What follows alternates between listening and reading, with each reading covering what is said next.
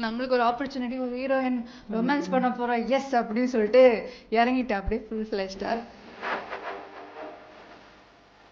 நான் மணி சார் கிட்டக்கே ஆக்சுவலா கேட்டிருக்கேன், நீங்க காமிக்கிற இந்த பசங்க எல்லாம் எங்க இருக்காங்க சொல்லுங்க, நாங்களும் தேடுறோம்.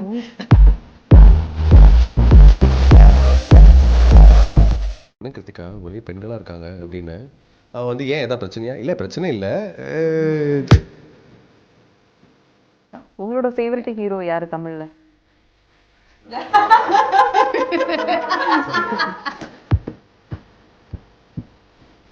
பா இந்த பொண்ணோட கண்ணு என்ன அழகா இருக்கு. ஓகேவா? கரெக்டா இருந்துச்சா? லைக் பண்ணிருக்காங்க, அப்படியே ஷேர் பண்ணி சப்ஸ்கிரைபும் பண்ணிருங்க.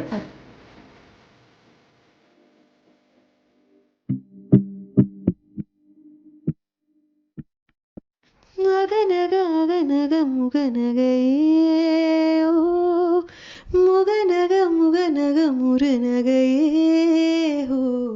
தினமலர் வியூவர்ஸ் எல்லாருக்கும் ஒரு ஹலோ வணக்கம். இன்னைக்கு நம்ம கூட பேச போற டீம் பத்தி சொல்லணும்னா, சமீபத்தில் வெளிவந்த நீயும் நானும் என்ற தனி இசை பாடல் கிட்டத்தட்ட 1 மில்லியன் பார்வையாளர்களை கடந்து இந்த பாடல் மக்கள் கிட்ட போய் சேர்ந்திருக்கு. இந்த பாடலை இயக்கிய கிருத்திகா நெல்சன் மற்றும் இந்த பாடலில் நடித்த ரோஷினி மற்றும் அர்ஜுன் சிதம்பரம் இங்க இருக்காங்க. அவங்க கிட்ட இந்த பாடல் பத்தி நிறைய விஷயங்கள் பேசலாம். ஸோ நீங்க சொல்லுங்க, எங்க இருந்தீங்க இவ்வளவு நாள் அப்படின்னு கேட்குற மாதிரி இருந்தது. கிருத்திகா நெல்சன், இந்த 2 நாளா உங்க குரல் வந்து கேட்டுட்டே இருக்காங்க எல்லாரும். ஸோ சொல்லுங்களேன். ஆர்ஜேவா இருந்திருக்கேன். I have done dubbing for close to 11 years now. So எல்லாம் குட்டி குட்டியாக பண்ணிட்டு இருந்தேன். பட் ஐ திங்க் பொன்னியின் செல்வனில் வந்து 2 விஷயம் பண்ணது, that suddenly put me in spotlight. And இப்போ எல்லாருக்கும் பேர் தெரிய ஆரம்பிச்சிருக்கு. So grateful for that. Trisha குரலை கேட்கும்போது உங்க குரலா த்ரிஷா குரலா அப்படிங்கிற கன்ஃபியூஷனே எல்லாருக்கும் நிறைய பேருக்கு இருந்தது. இந்த மாதிரி நீங்க நிறைய ஆர்டிஸ்டுக்கு பேசியிருக்கீங்க, எனக்கு அவங்கள பத்தி கொஞ்சம் சொல்லுங்க. அங்கேயும் இந்த இன்டர்வியூ ஸ்டார்ட் பண்ணலாம்னு நினைக்கிறேன். ஷோர். த்ரிஷாக்கு இப்போ கண்டினியூஸாக த்ரிஷாக்கு பேசிட்டு இருக்கேன். அதித்தி ராவ் ஹைதரிக்கு எல்லாமே நான் தான் பேசியிருக்கேன். பட் இப்போ இருக்கிற சீசன் வந்து முன்ன மாதிரி இல்லை. அதாவது ஒரு ஆர்டிஸ்ட்க்கு ஒரு டப்பிங் ஆர்டிஸ்ட்னு இல்லாமல் அந்தந்த கேரக்டருக்கு தேவைப்படுற மாதிரி ஆர்டிஸ்ட் மாத்திக்கிற மாதிரி ஒரு சுச்சுவேஷன்ல தான் இருக்கு.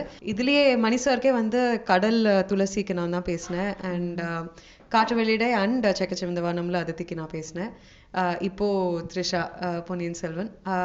அதே மாதிரி அமீர் சாருக்கு ஆதி பகவான் பேசியிருந்தேன். அதுக்கப்புறம் பாஜிராவ் மஸ்தானியில் பிரியங்கா சோப்ராக்கு ஐ திங்க் இப்போ திடீர்னு அந்த சீன்ஸ்லாம் வந்து மறுபடியும் ரொம்ப பாப்புலர் ஆகுது. நீ மட்டும் அது எப்படி உங்களோட ட்ரீமா இருந்துச்சா எப்படி சொல்லுங்களேன்? இல்லை, நீ மட்டும் வந்து ரொம்ப ரேண்டமா ஒரு வாட்டி எழுதின ஒரு பாட்டு. இன்ஃபேக்ட் ஒரு டப்பிங் ஸ்டுடியோவில் டப் பண்ணிட்டு இருக்கும் போது தோணி எழுதின அந்த மாதிரி ஒரு பாட்டு 2017 எழுதினேன். But and I've tried it with few producers. But அது இந்த பாட்டு வந்து ஆல்வின் ப்ரெஸ்லிங்கிற ப்ரொடியூசர் கூட தான் ஒர்க் பண்ணும் அப்படின்னு இருந்திருக்கு. He has added a lot of beauty to it, அவரோட கிட்டாரோட. ஸோ இப்போ இது ஒரு பக்காவான ஒரு பொசிஷனுக்கு வந்திருக்கு. ரெடி ஆனோடனே திங்க் மியூசிக்கு போட்டு காமிச்சோம். They also really liked it. So இப்போ நீங்க வந்து 1 மில்லியன் வியூஸ் வரைக்கும் போறதுக்கான ஒரு வாய்ப்பு கிடைச்சிருக்கு. இந்த பாட்டே வந்து ஒரு ஸ்டோரி சொல்லுது, ஒரு லவ் சொல்லுது, ஒரு டாக்டர்ஸ் அந்த மாதிரி ஒரு அழகான விஷயத்த நீங்க கையில் எடுத்துருக்கீங்க. என்ன சொல்லணும்னு நினைச்சீங்க நீங்க பாடல் மூலமா? எதுவும் ஸ்பெசிஃபிக்காக சொல்லணும்னு நினைக்கல. ஜஸ்ட் வந்து எனக்கு வந்து ரொமான்ஸ் ரொம்ப பிடிக்கும். ஸோ நான் யாருக்கு தான் பிடிக்காது. நான் மணி சார் கிட்டக்கே ஆக்சுவலாக கேட்டிருக்கேன், நீங்க காமிக்கிற இந்த பசங்கள்லாம் எங்க இருக்காங்க சொல்லுங்க, நாங்களும் தேடுறோம். ஸோ அந்த மாதிரி ஒரு ஒரு ஒரு ரொமான்ஸை பார்த்து நம்ம சிரிக்கணும், இவங்க 2 பேரும் சேர்ந்துடணும்னு நம்ம ஆசைப்படணும், அந்த மாதிரி ஒரு ரொமான்டிக் சாங்கா இது இருக்கணும் அப்படின்னு நினைச்சோம். எப்படி இதுல அர்ஜுன் வந்தாரு, ரோஷினி வந்தாங்க, இப்படி சொல்லுங்க. உங்களோட சாய்ஸஸா இருந்துச்சா இல்லை எப்படி? அர்ஜுன் வந்து பாட்டு கேட்டுட்டு வந்து இந்த பாட்டு நீ வீடியோ எடுத்தனா நான் தான் இதுல ஹீரோ அப்படின்னு அவரை செலக்ட் பண்ணிக்கிட்டாரு. ஸோ அவர் வந்து ஆக்சுவலா புஷ் பண்ணினதுனால தான் நான் வந்து இதை வீடியோ எடுக்கலாங்கிறதுக்கே நான் போனேன். அது வரைக்கும் சும்மா சாங்கா ரிலீஸ் பண்ணலான்னு தான் யோசிச்சது. அண்ட் நாங்க வந்து யார் இதுக்கு ஹீரோயினா காஸ்ட் பண்ணலாம் அப்படின்னு யோசிக்கும் போது நானும் என்னோட friend Varsha, who's a casting director, பேசிட்டு இருந்தோம். அதுக்குள்ள like within the first 5 minutes we both zeroed in on Roshini. And ரோஷினியோட ஒர்க் வந்து நான் எல்லா விதமாகவும் பார்த்துட்டு இருக்கேன். Right from her TV days and அவங்களோட இன்ஸ்டாகிராம் வீடியோஸ் எல்லாமே செம கியூட்டான ஒரு ஃபேஸ். ஸோ இது வந்து கண்டிப்பா செட் ஆகும்னு தோணுச்சு. And I think both of them really worked well with each other. So nice. Roshini நீங்க சொல்லுங்க உங்களுக்கு கிடைச்ச எக்ஸ்பீரியன்ஸ். ஸோ என்னோட எக்ஸ்பீரியன்ஸ் பார்த்தீங்கன்னா இவங்க ஃபர்ஸ்ட்டு ஃபோன் வர்ஷா காஸ்டிங்லேருந்து ஃபோன் வந்துச்சு, இந்த மாதிரி இவங்க ஸோ பண்ணுறாங்க இவங்க ஓகேங்களா அப்படின்னோடனே கண்டிப்பாக ஓகே அப்படின்னு ஸ்ட்ரெயிட்டாகவே சொல்லிட்டேன். அதுக்கப்புறம் இவங்க ஃபோன் பண்ணாங்க. இவங்க ஃபோன் பண்ணும்போது இவங்க டேரக்டர்னுமே அந்த மாதிரி ஒரு ஃபீலே எனக்கு கொடுக்கல. ரொம்ப அப்படியே கேஷுவலாக ஃப்ரெண்டு ரொம்ப நாள் ஆயிடுச்சு பேசி அந்த மாதிரி பேசினாங்க. ஸோ கண்டிப்பாக பண்ணியே ஆகணும் அப்படின்னு. அவங்க ஒர்க்கை எனக்கு ரொம்ப பிடிக்கும். ஏற்கனவே நித்தம் ஒரு வானம் அவங்களுக்கு ஒர்க்லாம் ரொம்ப அழகாக இருக்கும். ஸோ இது நம்மளுக்கு ஒரு ஆப்பர்ச்சுனிட்டி, ஒரு ஹீரோயின் ரொமான்ஸ் பண்ண போகிறோம் எஸ் அப்படின்னு சொல்லிட்டு இறங்கிட்டேன் அப்படியே ஃபுல் ஃப்ளெஷ்டாக. ஸோ ஷூட்டிங் ஸ்பாட்லேயும் சரி அவங்க வந்து வேற லெவலில் இப்போ இது பண்ணாங்க, ஒர்க் பண்ணாங்க. அண்ட் இந்த ஒரு வீடியோ மியூசிக் வீடியோவில் வந்ததுக்குமே நான் ரொம்ப கிரேட்ஃபுல்லாக இருக்கேன். ஏன்னா நான் ஒரு இண்டஸ்ட்ரியிலேருந்து ட்ரான்சிஷன் ஆகிறேன். ஸோ அப்போ அந்த மாதிரி இருக்கும்போது எனக்கு இது வந்து ஒரு ஸ்டெப் ஒன் லேடர் மாதிரி இருந்தது. அதனால எனக்கு ரைட் டைம் இது ஒன்று கிடச்சிருக்கு. So I am very grateful. Thank you so much Kiruthika. Arjun நீங்களா எடுத்துக்கிட்ட இந்த வாய்ப்புல நடிச்சது பத்தி சொல்லுங்க. கிருத்திகா வந்து பாட்டு அமைச்சிட்டு என்கிட்ட வந்து கேட்டு சொல்லு அப்படின்னாங்க. நான் பாட்டை கேட்டோன்னே நான் முடிவு பண்ணிட்டேன் இது செம்மையாக இருக்குது, இது ரிலீஸ் ஆனால் மக்கள்லாம் ரொம்ப விரும்புவாங்க. சரி ஓகே, இந்த கலை பொருளில் நம்ம எப்படியாவது ஒரு அங்கமாக இருந்தோம்னா அப்போது நம்மளுக்கும் ஒரு நல்ல வாய்ப்பு கிடைச்ச மாதிரி இருக்கும் அப்படின்னோடனே உடனே நான் விட்ட போட்டேன். அந்த அப்போ போட்ட விட்டு தான் இன்றைக்கி ஒரு வீடியோவாக வளர்ந்து நிற்குது நீங்கள் பார்க்குறது. அண்ட் இதை தாண்டி ஆக்சுவலாக நான் இந்த வீடியோவில் இருக்கிறது ஒரு முக்கியமான காரணம் எனக்கு தெரிஞ்சு மணிரத்னம் சார் தான். பிகாஸ் நாங்கள் பொன்னியின் செல்வனில் தான் மீட் பண்ணோம், அப்படி தான் ஃப்ரெண்ட்ஸ் ஆனோம், அப்படி தான் எனக்கு கிருத்திகாவையும் தெரியும். So yeah, all thanks to குருநாதர். அஜித் சார் படங்கள் ஒர்க் பண்ணியிருக்கீங்க, அடுத்து PS1லேயே ஒர்க் பண்ணியிருக்கீங்க. ஒரு சாங்காக நீங்கள் ஒர்க் பண்ணும்போது கிடைச்ச எக்ஸ்பீரியன்ஸ் எப்படி இருந்தது?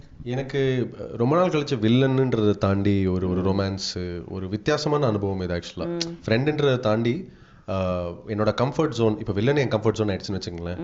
அந்த கம்ஃபர்ட் ஜோனை தாண்டி ஒன்று டிஃப்ரெண்ட்டாக ஒன்று பண்ணணும், நம்ம ரொம்ப வருஷமாக பண்ணாத ஒரு விஷயம் பண்ணுறோன்றதுனால ஒரு எக்ஸைட்மெண்ட், ஒரு சின்ன நர்வஸ்னஸ்ஸு, ஆரம்பம் ஸ்டார்டிங் ட்ரபிள் இருந்தது. பட் ஆனால் போக போக பிடிச்சிட்டேன்.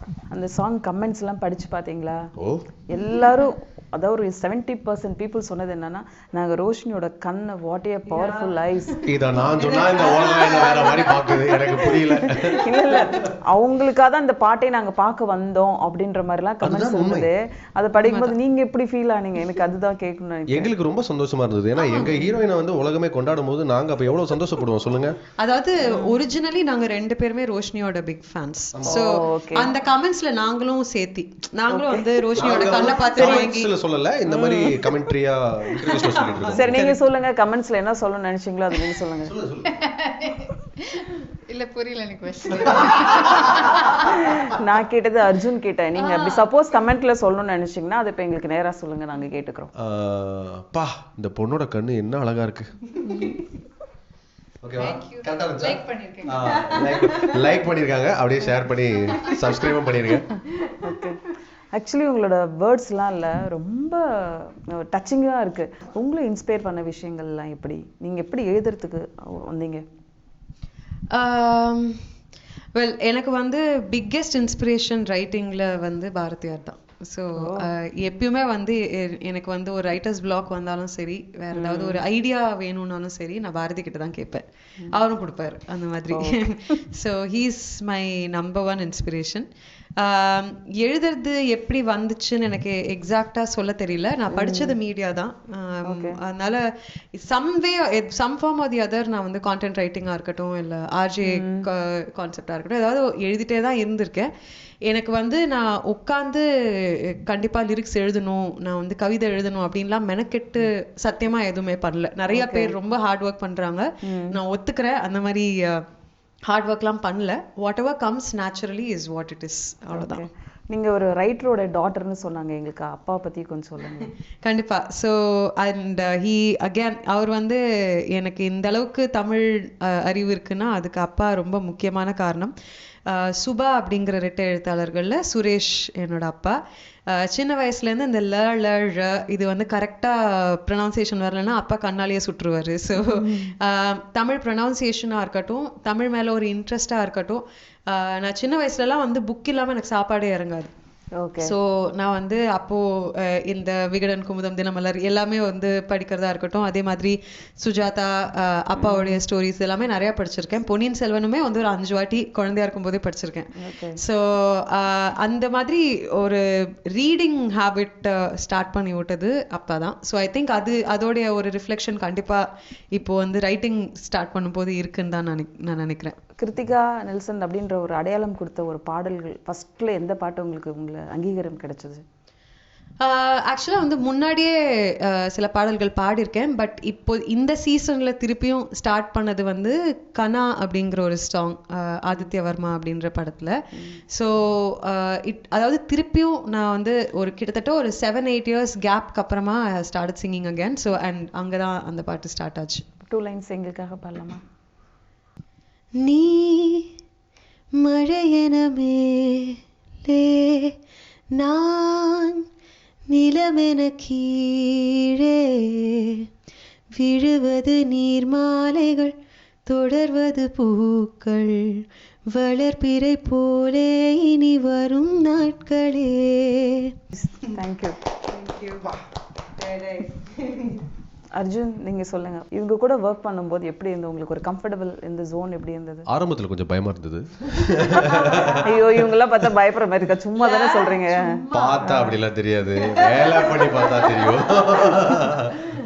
ஸோ ஃபர்ஸ்ட் நான் கிருத்திகாட்ட கேட்டேன், என்ன கிருத்திகா ஒரே பெண்களா இருக்காங்க அப்படின்னு. அவள் வந்து ஏன் எதாவது பிரச்சனையா? இல்லை பிரச்சனை இல்லை, ஜஸ்ட் கொஞ்சம் தயக்கமா இருக்கு அப்படின்னா. பட் ஆனால் இட் வாஸ் வெரி லவ்லி. அவங்களுக்குள்ளே இருந்த அந்த கெமிஸ்ட்ரி ஆகட்டும், அதாவது இந்த பெண்களுக்குள்ள அவங்க ஒரு கெமிஸ்ட்ரி வச்சிருப்பாங்க, அதுக்குள்ள நம்ம உள்ள போனதே வந்து ஒரு பெரிய விஷயம். And I feel it's a privilege to be a part of a women's team. ஆக்சுவலாக அது வந்து every man should get an opportunity so that they really know how women get together and work together. Working with Mani sir, எவ்வளோ விஷயங்கள் கற்றுக்க முடிஞ்சது உங்களால்? அது வந்து ஃபுல்லாகவே வந்து ஒரு ஆக்டிங் மாஸ்டர் கிளாஸ், ஒரு சினிமா மாஸ்டர் கிளாஸ் தான் அவர் கூட ஒர்க் பண்ணது. அதுவும் ஒரு படத்துக்குள்ளே போய் அந்த படம் முடியறதுக்குள்ள ஒரு பேண்டமிக், அந்த பேண்டமிக்கை தாண்டி வந்து ஒரு படம் ரிலீஸ் ஆகுது, அதை மக்கள் இவ்வளோ கொண்டாடுறாங்க, வரலாறு மிக்க படம். அது வந்து 10 வருஷத்துக்கு முன்னால் ஆக்சுவலாக நான் விளையாட்டாக நடிகன் ஆகிறதுக்கு முன்னால் ஒரு ஃப்ரெண்டு கிட்ட காலேஜில் படிக்கும்போது, மச்சி ஒரு மணிரத்னம் படத்தில் இப்படி மாசாக இருக்கும்ல அப்படின்னு சொன்னது. 10 வருஷம் கழிச்சு அந்த சின்ன பையனோட கனவு வந்து நிறைவேறி இருக்கு. And that is very close to my heart. And Roshini, Bharathi Kannamma நீங்கள் இல்லாத ஒரு பிளேஸ்மெண்ட் எல்லாரும் ரொம்ப கஷ்டப்பட்டாங்க. ஸோ பாரதி கண்ணம்மா உங்களுக்கு ஒரு பெரிய அடையாளம் கொடுத்துச்சு. அதுக்கப்புறம் குக் வித் கோமாளி, அங்கேயும் போய் நீங்கள் பெரிய அளவுக்கு மக்கள்கிட்ட ரீச் ஆனீங்க. அகைன் நீங்கள் வந்து ஒரு வீடியோவில் வரீங்க, அடுத்து ஒரு படம் பண்ணுறீங்கன்னு நினைக்கிறேன். ஸோ சொல்லுங்களேன், இந்த கிராஃப் எப்படி இருக்குது? இந்த கிராஃப் எனக்கு நீங்கள் சொல்லும் போது எனக்கு கேட்க ரொம்ப ஜாலியாக இருக்குது, கேட்க இனிமையாக இருக்குது. அப்பா நம்ம இவ்வளோ தூரம் வந்திருக்கோம் அப்படின்னு. பட் அணுவாக அதை பிரித்து பார்க்கும்போது ரொம்ப கஷ்டமான ஒரு கிராஃப் தான். It's not easy. ஒரு ஸ்டெப்போ வைக்கும் போது நிறைய தடங்கள் இருக்கும். அதை ஃபேஸ் பண்ணி நம்ம ஃபைட் பண்ணி வர்றது தான் எல்லாரோட லைஃபுமே.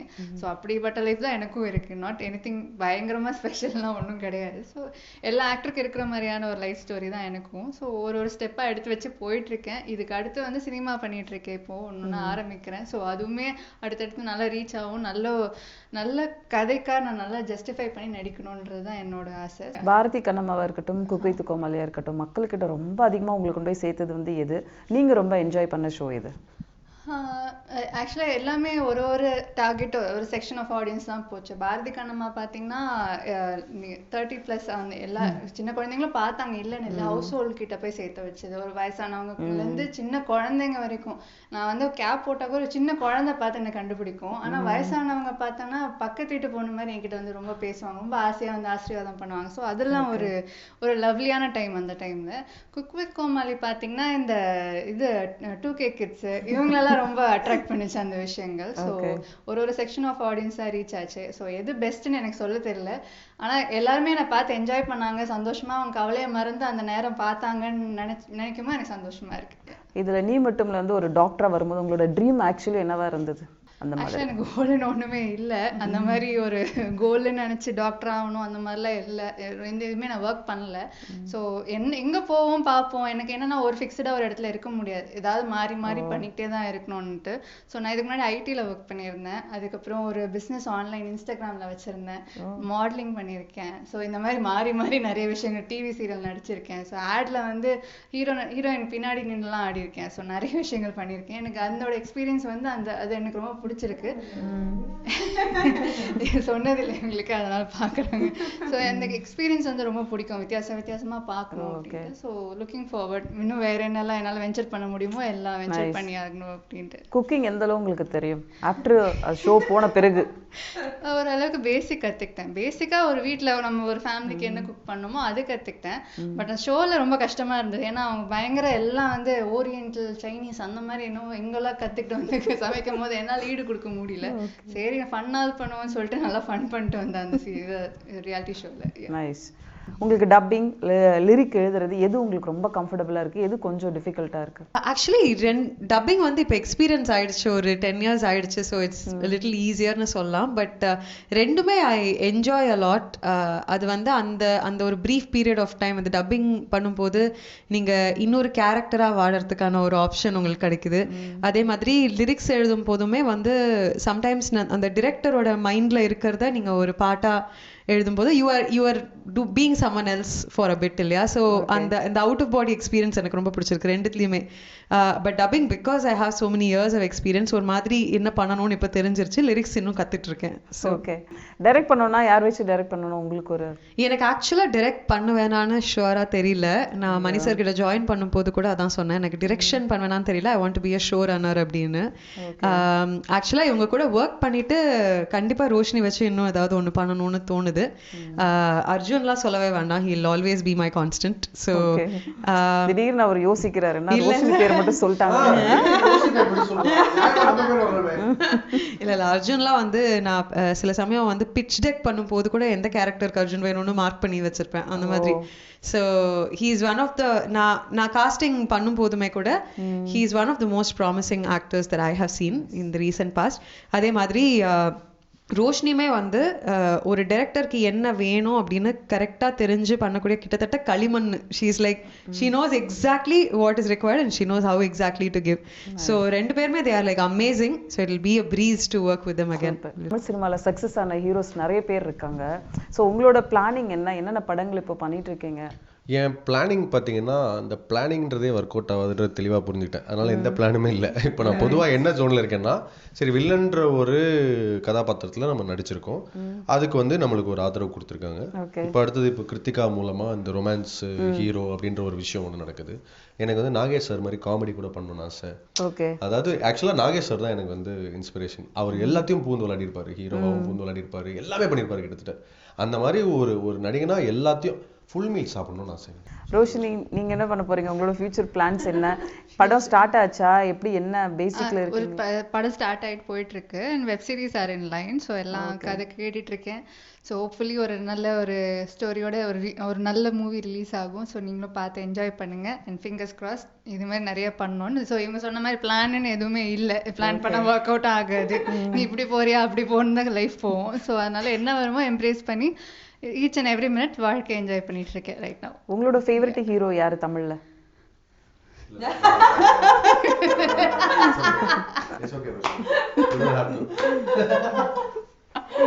எப்படி நீங்க இல்ல சொல்லுங்க. நிறைய பேர் இருக்காங்க. Starting from Rajini sir, Kamal Haasan sir, எல்லாருமே அப்படியே போயிட்டே இருக்கும். நிறைய பேர் இருக்காங்க. ஓகே. நீ மட்டும் சாங் இவங்க பாடுறது நேச்சுரல் தான், நீங்க பாடி நாங்க கேட்கணும். இல்ல ஆட சொன்னா ஆடுவேன், பட் சிங்கிங் இஸ் சரி. அப்ப நீங்க பாடுங்க, ஏதாவது ஒரு ஸ்டெப் எங்களுக்கு பண்ணுங்க. வெளியில போய் தனியா வேணா பாடி காட்டுறீங்க வேண்டாம். சரி, எங்களுக்காக பொன்னியின் செல்வன்ல இருந்து ஒரு லைன் பாட முடியுமா சாங்? அகநக அகநக முகநகையே ஓ முகநக முகநக முருநகையே ஓ முருநக முருநக தருநகையே ஓ தருநக தருநக வருணனையே யாரது யாரது புன்னகை உள்ளது. நைஸ். சரி அர்ஜுன், நீங்க பாடுங்க. நீங்க தானே பாட்டு எழுதிருக்கீங்க. இதுக்கெல்லாம் அப்புறம் நான் பாடலாம். இது நீங்க முன்னால கேட்டதா கூட பரவாயில்ல. இப்போ வந்து ரொம்ப இப்பதான் நீங்க பாடணும். ஏன் தெரியுமா? உங்க டேலண்ட் எங்களுக்கு அப்பதானே தெரியும். தத்தனனனனனனனனனன தத்தனனனனனனனனனன தத்தனனனனனனனனன தத்தனனனனனனனனன விடுதலை வேணுமா ஒரு முட்டாள இரு, உலகத்தை அழிக்கிற அறிவொன்னும் தேவையில்லை, பேசாம இரு. தேங்க்யூ. ஷான் ரோல்டன் வாழ்க. ஷான் ரோல்டன் வாழ்க.